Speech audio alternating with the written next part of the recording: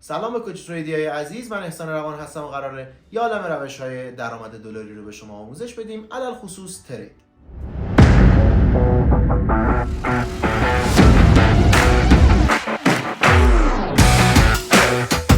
خب دوستان، اول از همه عذرخواهی می‌کنم بابت گرفتگی صدا، مثل اینکه یه سرماخوردگی که قرار نیست ما رو ول کنه. اول از همه چنل رو سابسکرایب کنید، زنگوله رو روی آل بذارید که بتونید همه ویدیوها رو ببینید، چون ما سعی می‌کنیم به ترتیب براتون ویدیوها رو آپلود بکنیم که تمامی آموزش‌های مربوط به تحلیل‌های تکنیکال رو آموزش ببینید تا بتونید با کیفیت بهتری وارد بازارهای مالی بشید.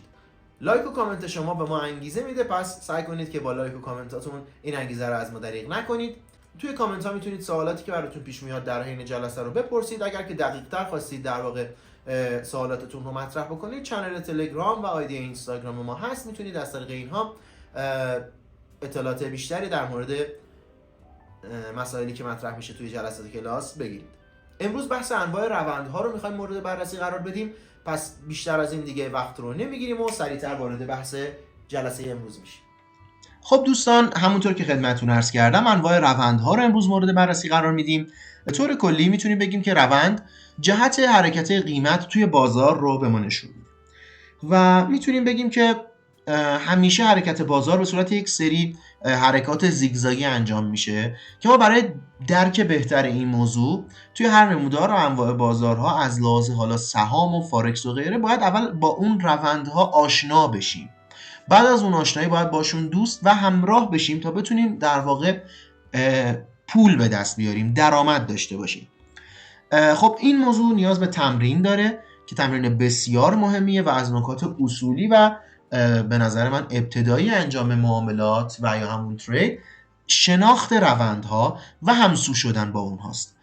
خب ما برای اینکه حالا بدونیم در واقع روندها چی هستن، اینجا وارد این موضوع میشیم. خب ببینید، ما 3 نوع روند داریم: روندهای صعودی، روندهای نزولی و روندهای خنثی.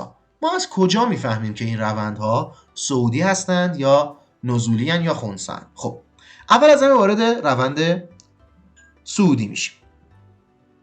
روند صعودی، وقتی شما یک در واقع اینجا قرار دارید، میاد میبینید یک سقفی بالاتر از جایی که در واقع قبلتر حضور داشتید زده شده. اینجا سقف قبلیه، یک سقف بالاتر از اون زده شده، در واقع هایر های شکل گرفته. بعد میایید دوباره یک لو اینجا میبینید و بعد از اون دوباره یک هایر های داریم، یک هایر لو دوباره شکل گرفته، دوباره هایر های، دوباره هایر لو. این اصطلاحاً باعث وجود و ایجاد روند صعودی میشه. پس وجود هایر های و هایر لو ها باعث ایجاد روند صعودی میشه.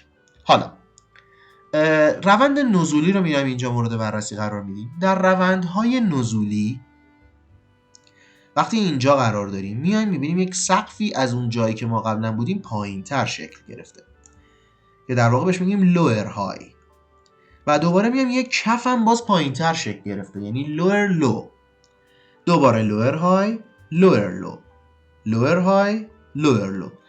به این ترتیب میتونیم بگیم که در واقع، نه که میتونیم بگیم، این یک روند نزولیه.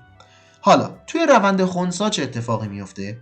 زمانی که ما توی یک کانال قرار میگیریم و در بین این کانال، حالا کانال رو توی بخشای جلوتر خدمتتون به طور کامل آموزش میدیم، البته نه فقط هم کانال های حالا ثابت رو، کانال های مختلفی که به وجود میاد رو خدمتتون آموزش میدیم. اما وقتی توی یک مسیر، در واقع توی یک بازه قرار میگیریم که توی اون مدت، توی اون شکل، توی اون کانال قیمت به سقف، به کف، به سقف، به کف، به سقف، به کف برخورد میکنه و همینجور جلو میره، اصطلاحاً بهش میگیم خط روند خنثی یا خط روند ساید یا خط روند تریدینگ رنج.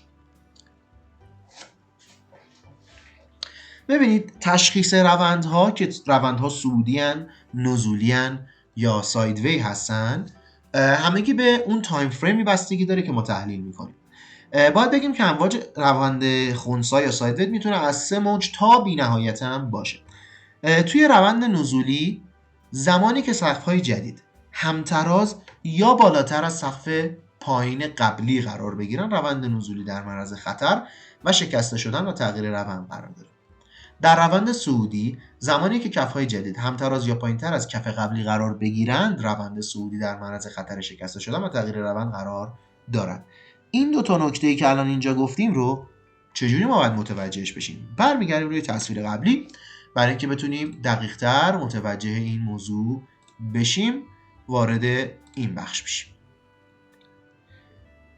ببینید توی این بحث ما می‌خوایم شکل‌های در واقع شکسته شدن روندهای صعودی، نزولی و خنثی رو بگیم. نکته بسیار مهمیه، خوب دقت بکنید. اگر در این بخش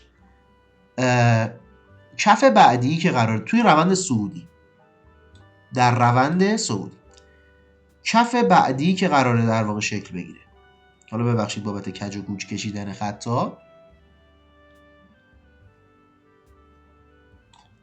اگر کف بعدی همتراز یعنی روی این خط یا پایین تر یعنی اینجا در واقع، خب ما ببینیم که شکل گرفته از این کفه، در واقع ما به جایی که هایر لو بزنه اینجا داره لور لو میزنه. میدونی وقتی این اتفاق بیفته عملا روند بر میگرده و نزول اتفاق بیفته. توی بخش نمودارهای نزولی صعود برای ما خیلی مهمه، در واقع لورهایا برای ما مهمن، سقفا برای ما مهمن. توی این قسمت که میرسیم توی روند نزولی یا همتراز یا بالاتر از سقف قبلی قرار بگیرد، حالا من دیگه ادامه ندادم جا نبود، چه اتفاقی میفته؟ یا همتراز باشه از سقف قبلی یا بالاتر. این سقف قبلی در واقع اینم یه لور های دیگه اینجا هم درست. خب این لور های از این سقف قبلیه یا همتراز باشه یا بالاتر قرار بگیره، تموم میره برای صعود. خب روند خنثی چه اتفاقی میفته؟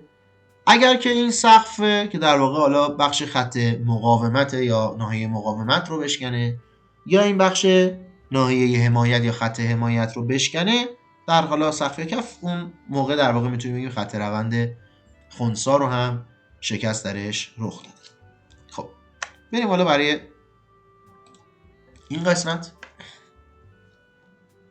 همونطوری که خدمتون گفتم توی روند خنثی هم زمانی که کف سقف‌های جدید به ترتیب پایین‌تر یا بالاتر از کف سقف قبلی قرار بگیرن، روند در معرض شکست شدن و تغییر روند قرار داره که واگرایی شکل میگیره که در ادامه توضیح میدیم. خب خط روند صعودی خط‌های لو رو به هم متصل میکنه و خط روند نزولی خط‌های لورهایی رو به هم متصل میکنه. حالا انواع طول روندها بر اساس تایم فریم ها کوتاه مدت، میان مدت و بلند مدت هستن. بریم یک بار دیگه این موضوع رو چک بکنیم با هم،